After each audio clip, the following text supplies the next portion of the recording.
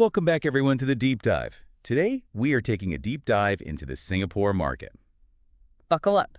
There's a lot to unpack. I'm Ivan. And I'm Irene. Sure. And yeah, we've got some pretty interesting stuff happening. So Where should we start? let's kick things off with OCBC Bank. Okay. That's ticker symbol O39.SI.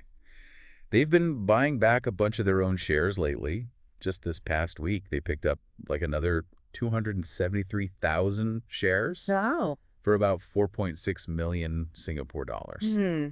So what's the deal with all these share buybacks? I mean, is this a common thing? What does it even mean? Yeah, so when a company buys back its own shares, it's usually a sign that they think their shares are undervalued. Oh, interesting. Like they're saying, hey, we think our stock is a good deal right now. Yeah. And they're putting their money where their mouth is. It shows they're confident in their future. You know, it can be a positive sign for investors. Right, because if they're buying back shares, then there are fewer shares available, Exactly. which should, in theory, increase the value of the remaining shares. Right. So it could be a good thing for people who are already invested in OCBC. It could.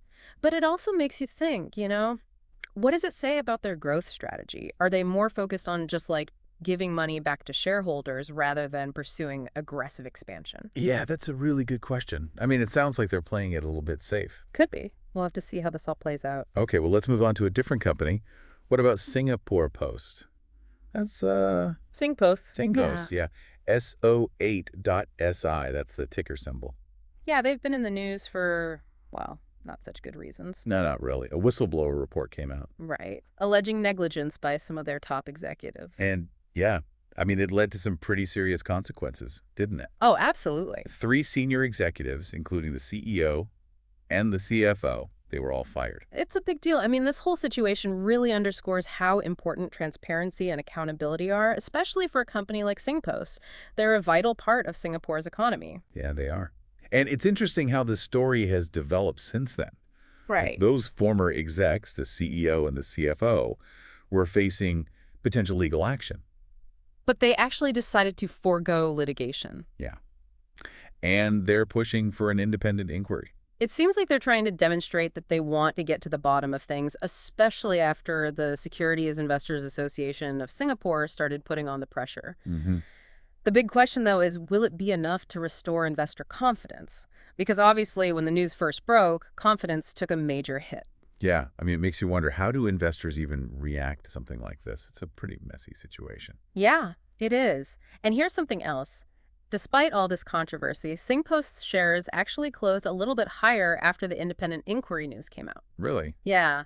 That seems kind of counterintuitive. Right. It could be that some investors see this inquiry as a positive step, like it's moving towards more transparency and better corporate governance in the long term. Maybe they think that the worst is behind them now, and the company can start to look ahead. Yeah, that's possible. I guess only time will tell how this one really plays out. Exactly. Okay.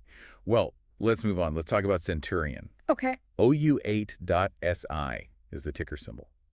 They operate accommodation assets, and they're exploring setting up a real estate investment trust, or a REIT. A REIT, yeah. Now, for our listeners who might not be super familiar with REITs, can you just give us a quick rundown? What are they? Sure. Basically, a REIT is like a big pool of money from different investors, and they use that money to buy and manage properties that generate income. Okay. They can be a good option for investors who are looking for steady dividends, a little bit of a regular income stream. Right. And what's interesting about Centurion's proposed REIT is its focus. They're going to be focusing on worker and student accommodation. Right. Which is a pretty specific segment of the real estate market and a potentially very profitable one. It is, especially when you consider what's going on in Singapore right now. The government's working hard to make housing more affordable, and the demand for worker and student housing is constantly growing. Yeah, that's true. So a REIT focused on that particular niche could do pretty well. It could, but as with any investment, you have to remember there are risks. Of course. If anyone's thinking about investing, it's crucial to do your research to see how similar REITs are performing in the market. Right. Always do your due diligence. Always. Okay. Well, for our final topic, let's zoom out a little bit and talk about a broader economic development. Singapore and Malaysia have recently signed an agreement. Yeah. To create a special economic zone in Johor. Yeah, it's a pretty big deal. 2 major Southeast Asian economies are teaming up. Yeah, and they have a pretty ambitious goal, don't they? Oh, they do. They're aiming to attract 50 projects in the first 5 years alone.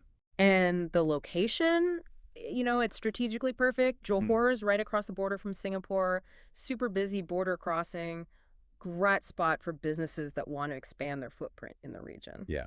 Prime Minister Wong even talked about how this zone could help make both countries more competitive. He did. So it seems like both governments are really committed to making this work. Yeah, it's a big investment for both of them. It makes you wonder, what kind of industries are they hoping to attract? What are the opportunities for investors? It's definitely something to keep an eye on. So we've covered a lot today. Share buybacks, whistleblower investigations, REITs, a new economic zone. The Singapore market is always busy. It really is. And I think what we've seen today is that even events that seem unrelated can actually be connected, and they can ripple through the entire market. Yeah, that's a great point. And as always, we encourage everyone to do their own research, really dig into these developments, and think about how they might affect their investment decisions. So here's a final thought for everyone to consider.